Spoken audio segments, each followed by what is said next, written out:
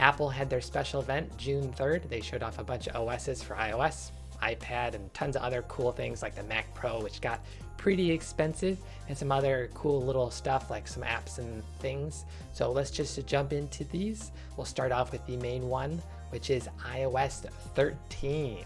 So some cool stuff coming for this, some dark mode, some photo editing, as well as some library effects and some other cool things. So let's start off with some of the cooler stuff. So performance, which is pretty important. It's gotten a lot faster for iOS 13. So specifically Face ID is 30% faster to unlock, as well as app downloads are 50% smaller, updates are 60% smaller, as well as the apps launch up to 2 times as fast. So iOS 13 is going to feel pretty snappy to use, as well as pretty nice to use on your eyes. For dark mode, they're doing some pretty cool stuff with this. Obviously, dark mode is nice for nighttime when the lights go down and you don't want to blare your eyes. So dark mode is coming and it looks pretty good. There's also going to be for the keyboard. There's going to be also swiping for the keyboard, as well as dark mode for the keyboard. And a lot of apps look like they're getting some dark mode.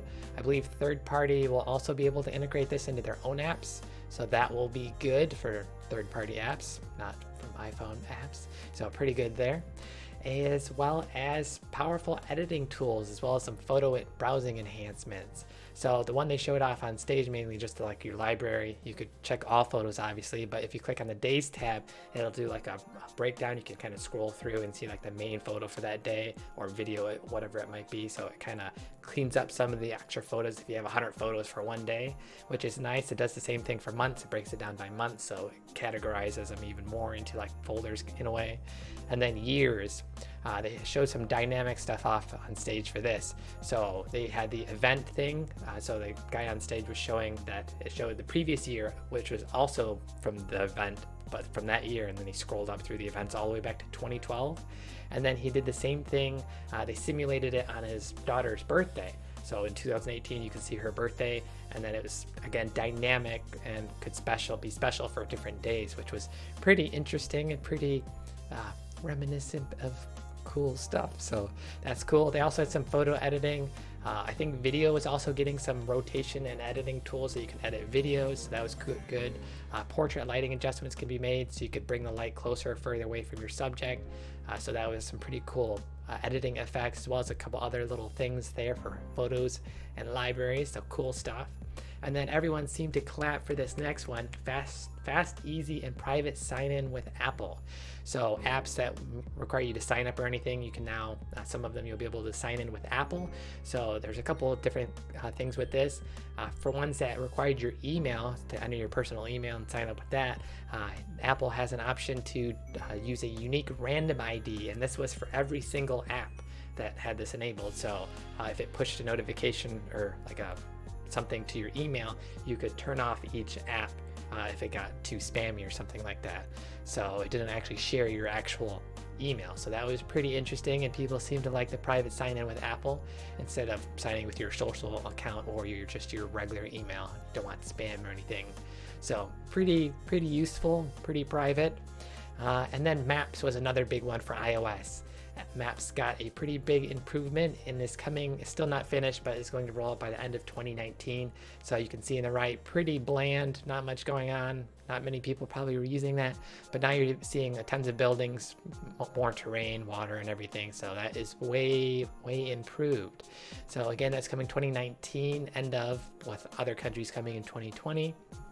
There's a bunch of other changes they added as well, like collections for your favorite restaurants, as well as frequent destinations like going home and stuff. To quickly get home, you can just tap on one of the 2 scroll bars basically at the bottom side. So that was pretty useful. And then there was just tons of other features. Those were just the main highlight features. So reminders, you can set up a reminder and it integrates with messages if you're talking to a certain person.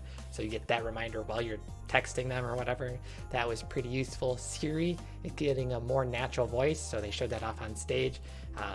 The previous voice dialogue was recorded in certain clips, so it kind of didn't sound natural for longer sentences, but now it's neuro wave. I forgot the name, I didn't write it down, but so it's going to be way smoother, and it's all going to be computer generated basically. So pretty good there for Siri sounding better.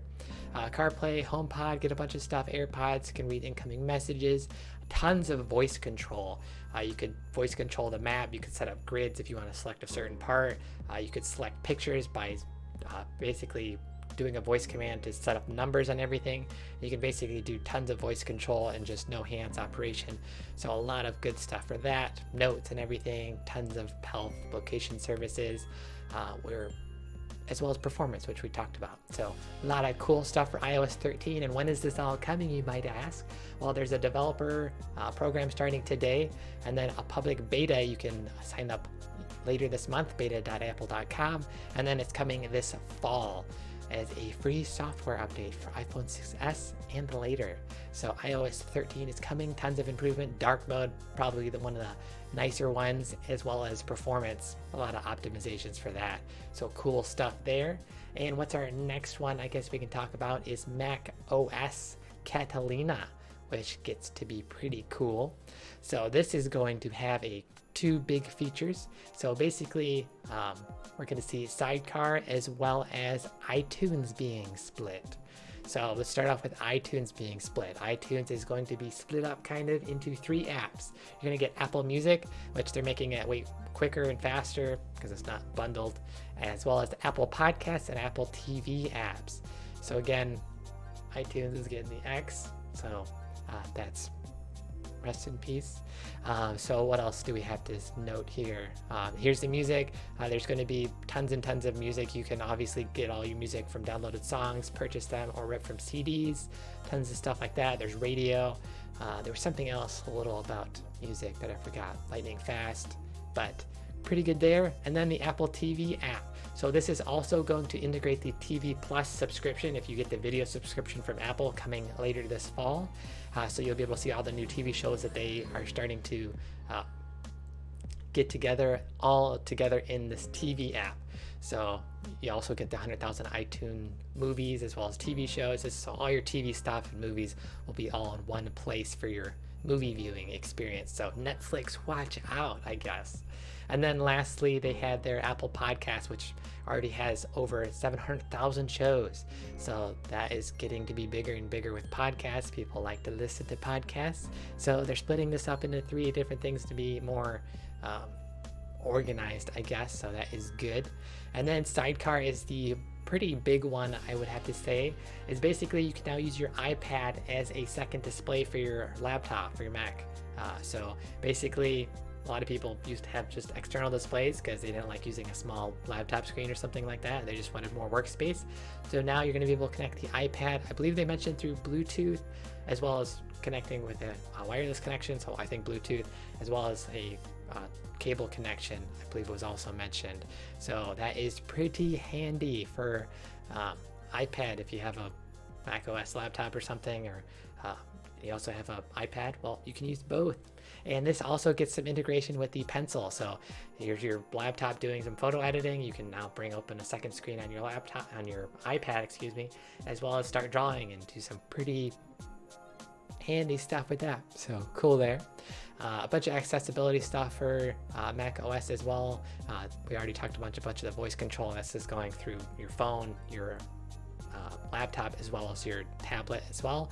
So a lot of cool voice control for that. Security is getting a pretty cool one for the laptops. So even if your laptop is in an offline mode and it's gone and you can't find it, it's going to be able to be located through Bluetooth. It's going to be an encrypted thing, and then it can basically piggyback off of people who have iOS devices nearby. If someone's walking by with a phone or something, you left it at a train station, it will be able to, even in offline mode, be able to ping your location for that device through Bluetooth and someone else's internet connected device. So pretty cool there. Again, it's encrypted, pretty nice feature to have. Screen time, another feature, some family sharing settings, pretty good there. Some breakdown of what you're doing basically. More great apps for Mac, tons and tons of additional app enhancements for photos. Safari's getting some updates as well. We'll talk about some Safari more on the iPad. So that gets pretty good. And when is macOS Catalina coming? Again, all 3 are coming for developers today, public beta is later this month, and then the actual release this fall is a free update for Macs introduced in mid 2012 or later. So pretty cool there. Lulu saying dark mode. Apparently you like that dark mode for iOS devices. Someone says, how do I get iOS 13 right now? iOS 13 right now, we just mentioned, was again for developers. There is a link that you can get, I believe this, at developers.apple.com, and then the beta is later this month at beta.apple.com. Same with the macOS, and again with iPadOS, which we're about to mention right now. So the new iPadOS is going to power unique experience designed for iPad. So this has a couple of cool little things as well. So they're going to do some split screen stuff with your iPad, so get some more functionality and multitasking, as well as some more Apple Pencil updates and things going on with this. So pretty cool here. So Pencil is going to be, we'll start off with Pencil. You're getting some more toolbar redesigns. Basically, there's the eraser, a bunch of different tips and stuff, colors, some different category options. So more things for designing with your iPad and pencil drawings. I believe the pencil also got mentioned. It was 20 millisecond response time down to a 9 milliseconds. So you're going to get even more smooth and more responsive drawing. So pretty good there. I think their goal was to make it like paper, so they're going for that. Pretty good. So the iPadOS is going to get new home screen design, so it's getting some own refreshes of its own.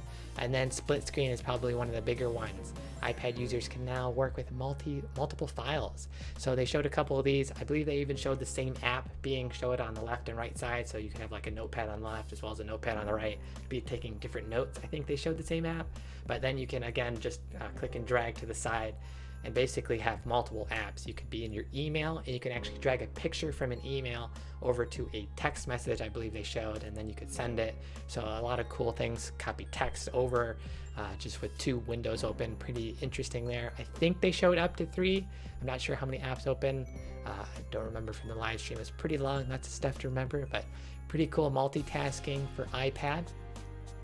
And then we kind of mentioned the Apple Pencil already, better response time, a bunch of categories and stuff for the eraser and stuff, new pixel eraser for removing any part of a stroke. So pretty interesting there. More powerful file apps. One of the other ones we were going to mention was the, looks like files. You can do some stuff with files. That was good. Desktop classic browser with Safari. So Safari, normally it was open like in a different mode and you had less functionality, but now Safari is going to open up on your iPad in a desktop mode, so you get better clicking on different things, right clicking and opening, stuff like that. It's more optimized now for Squarespace and WordPress, mentioned specifically, as well as Google Docs and some other apps. So pretty good there. Keyboard shortcuts, enhancement to tab management. So those are some pretty good improvements. Some other little tiny things, improved text editing. There's some 3 fingers copy paste basically. That was pretty interesting. Plus tons of other features. Again, dark mode, which is also coming to the iOS 13, which is again already on Mac OS. So that is good for dark mode users. Custom fonts, floating keyboard, photos. Again, sign in with Apple. That's another cool thing people seem to like. Maps, again, also a big improvement on that. Performance improvement, the same as iOS. Much snappier app usage, opening, downloading stuff. So that is good. So pretty good stuff. Apple iPadOS is again, like all 3 of them, are coming today for developers, later this month at beta.apple.com, as well as actually coming this fall. So pretty cool stuff there. If you want a breakdown of the whole Apple event, we'll leave a link to these other things, as well as a quick breakdown, like a recap of every little step throughout the event if you just want to dig through it a little bit. From WCCF Tech, it's a little bit more of a breakdown, but a lot of cool stuff went on. It was again a 2-hour live stream, a lot of information going on. They showed off some watchOS 6 features, some more tracking and health and stuff for that. What else did they show really quick? Mac Pro, they showed off a really expensive, powerful device. It starts at $6,000, and I can imagine goes up to $50,000 or more. They showed some crazy graphics cards. There was 8 different slots you could occupy. Comes with a 1,400 watt power supply, 1.4 kilowatt power supply, so a pretty high-end device. It's got this cheese gratery look, which is pretty cool if you think about it, and the whole metal design and everything. It got pretty powerful. They showed some crazy demos of like 1,000+ music tracks being played at the same time, as well as 3 8K ProRes, I believe in Adobe or Final Cut, whatever the program they were using, being played live, up to 12 4K streams. I'm not sure why you'd ever need that, but maybe you have 12 monitors, which, speaking of monitors, they have the Pro Display, which itself starts at $5,000, just $1,000 cheaper than the computer. This is a 6K 32-inch Retina display. It did have some cool features. It was pretty HDR or extreme DR, which is to do with like color range and everything, but it goes up to 1,000 nits of brightness, and also has the design on the back of the monitor as a heatsink, because again, it goes up to 1,000 nits brightness, which gets really hot, and it can continuously do 1,000 nits of peak brightness, where it also has a 1,600 peak nit brightness. So pretty crazy stuff going on there with brightness in the monitor, and tons of HDR Pro features going on with that. But again, pretty expensive. They have a $1,000 more for an etched display, which basically makes it a matte display and makes it easier to see with lights hitting off of it. So that was another $1,000. They mentioned the Pro stand was also $1,000, so I'm assuming that's not included in the $5,000 price tag. So that is pretty crazy priced for a monitor stand, but it had a cool hinge, I guess. So tons of cool features for iOS 13.1.3, as well as macOS Catalina, as well as iPadOS, all coming in the fall. So pretty cool stuff from Apple, and a 2-hour live stream, which they're going to have available to be able to replay later today. So some cool stuff going on there. We got Lulu saying 6K, yeah, as well as a $5,000 price tag. So pretty pro monitor for those people looking for it. With that, we'll have another episode tomorrow at 1 p.m. Pacific with some more tech and game news, and we'll be signing off. Pew pew pew pew pew pew pew pew pew pew.